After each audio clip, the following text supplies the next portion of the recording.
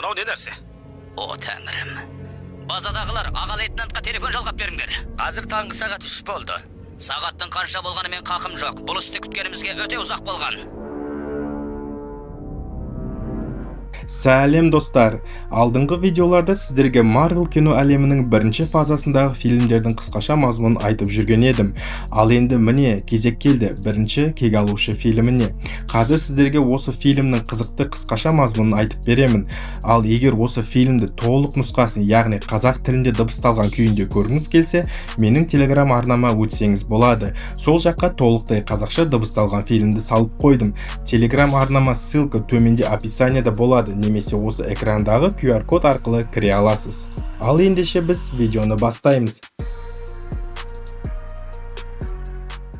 1942 жыл Норвегияның алыстағы ауылында неміс солдаттарының бір тобы ежелгі храмды қиратып, ішіндегі қасиетті жәдігерді іздейді. Сенің іздегенің аңыздағы нәрсе. Онда сен оны неге бар күшін салып жасырып жүрсің?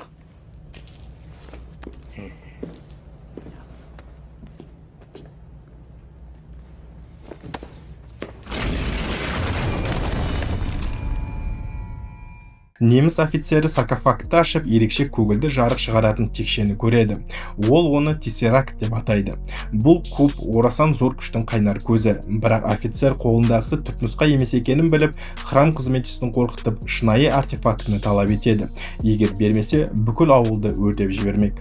Қызметші жасырын қоймадағы түпнұсқаны көрсетеді. Офицер оны қолына алған соң күзетшіні атып өлтіріп, солдаттарға ауылды түгел өртетеді. Біраз уақыттан кейін офицер мен ғалым Арним Золла тессаракттан энергия алуға тырысқан тәжірибе жасайды. Қуаты соншалық құрылғылар күйіп кетеді, бірақ олар бұл күшті пайдалануға болатынын түсінеді. Осы кезде алыс Нью-Йоркте әлсіз, бірақ жігерлі Стив Роджерс әскери қызметке жазылуға тырысады, бірақ бойының қысқалығы мен түрлі аурулары үшін оны қабылдамайды. Айып етпе балам. Маған бір рет орай беріңіз. Сенің демек бауырың бар екен, әскер болу толымдылығың жоқ. Көмектесе алмайсыз ба? Осыдан артқандай көмек керек. Сен ажалдан алып қалам. Көңілі түскен Стив кинотеатрға барады. Фильм алдында соғыс жайлы патриоттық ролик көрсетілгенде бір көрермен мазақтап сөйлейді. Стив оған қарсы шығып, төбелес басталады. Әлсіз болғанымен Стив берілмейді. Сол сәтте оның жақын досы Джеймс Бюкен, яғни Баки келіп көмектеседі. Баки әскерге шақырылған және ертең Европаға аттанбақ. Екеуі Говард Старк ұйымдастырған өнертапқыштар көрмесіне барады. Старк ұшатын автокөлікті көрсетеді, бірақ сәтсіз шығады. Сол арада Стив әскерге жазылу пунктін көріп, тағы да сынап көруге ниеттенеді. Баки оны райынан қайтармақ болады.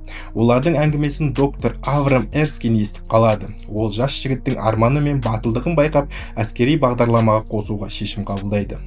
Стив әскери базаға келіп, суперсолдат жобасына қатысатын жасаққа түседі.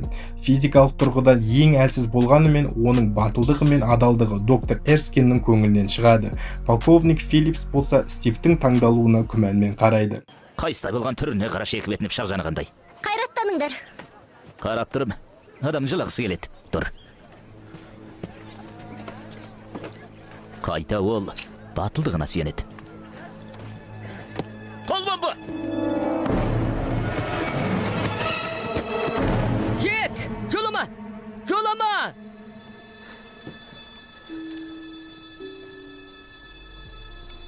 Кешкісін Эрскин Стивке өзінің бұрынғы жауы Гидра ұйымының басшысы Йоган Шмидт жайлы айтады.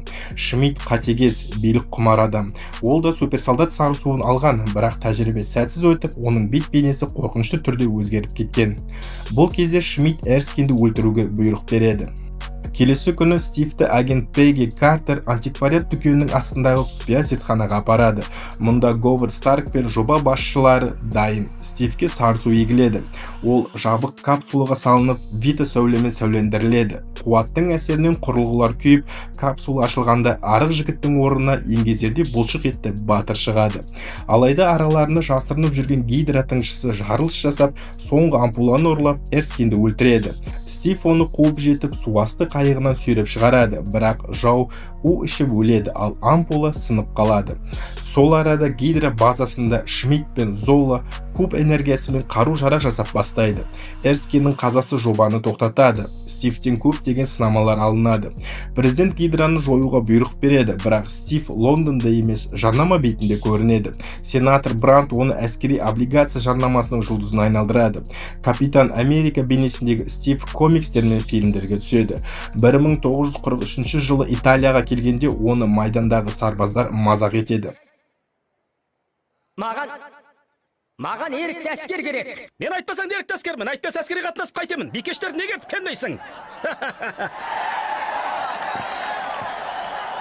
Олар ән айтудан басқаны білмейді екен. Десе де мен орналастырайын. Онда барып орналастыра қой аяулым. Етігің әдем екен, қызыл шұнақ. Бәріміз бір шептің әскеріміз. Капитан, мұнда қолтаңбаңызды басып беріңізші.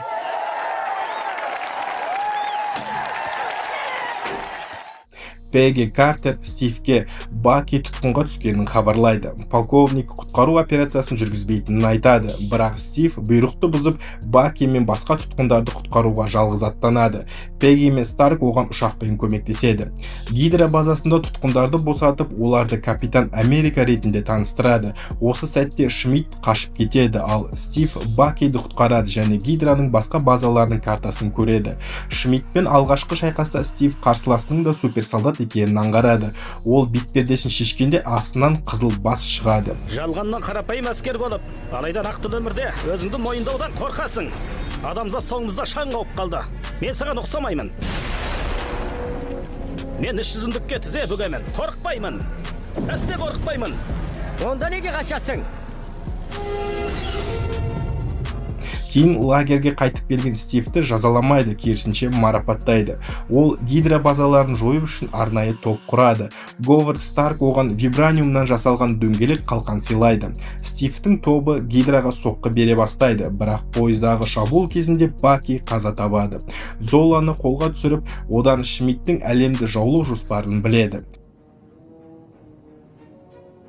Ал басымызды кесіп алса, орнына екі бас шығады. 9 басты жылан жасасын. 9 басты жылан жасасын. 9 басты жылан жасасын. 9 басты жылан жасасын.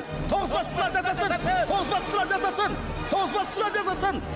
Стив соңғы шабуыл жоспарын жасап базаға кіреді. Оны қолға түсірген Шмидт алып ұшаққа мініп, куб энергиясымен Нью-Йоркке шабуыл жасауға бет алады. Стив ұшаққа мініп ішіндегі бомбаларды көреді. Шайқас кезінде куб ашылып, қызыл бас энергиядан жойылады. Куб ұшақтан түсіп кетеді. Стив Пеггиге радиомен хабарласып, ұшақты мұзға құлататынын айтады. Екеуі биге шақыру жайлы әзілдеседі, бірақ байланыс үзіледі. Келер сенбі күні Сторок сауқанасына барайық. Мәселе жоқ. Саған 8 көріп баруым керек, ұмытып қалма. Билеуді расында білмейді екенмін. Саған үйретемін. Әйтеуір барсаң болды. Сауқананың музыкасы ақырынырақ болсын. Әйтпесе сенің аяғыңды мүжіп аламын ғой. Стефан. Стив мінген ұшақ мұзды мұхитқа құлап, Стив жоғалып кетеді. Соғыстан кейін Старк кубты тауып алады, ал Стив 70 жыл өткен соң мұздан оянып, заманауи Нью-Йорк көшесінде көзін ашады. Оны Ник Фьюри тауып әлемге қауіп төнгенін айтады. Титрден кейінгі көріністе Фьюри Капитан Америкаға әлемді құтқару туралы ұсыныс жасайды. Міне достар, бірінші кек алушы фильмнің қысқаша мазмұны дәл осындай болды.